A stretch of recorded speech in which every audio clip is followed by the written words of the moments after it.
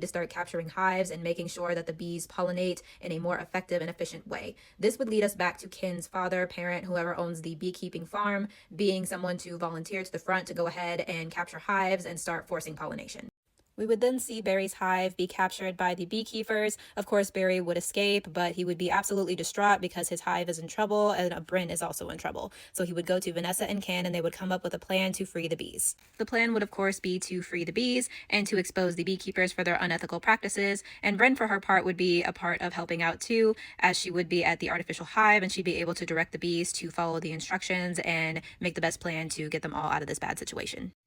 Of course, the plan would work, and Barry and Bryn, Vanessa and Ken would end up freeing all the bees. And by the end of the movie, we would also get some insight on ethical beekeeping, because Ken's beekeeping father, of course, would be arrested. And so the bees on his farm would be transferred to another beekeeping farm where they could actually be happy and productive and still produce honey, but not have to be abused and over-chemicalized to do so.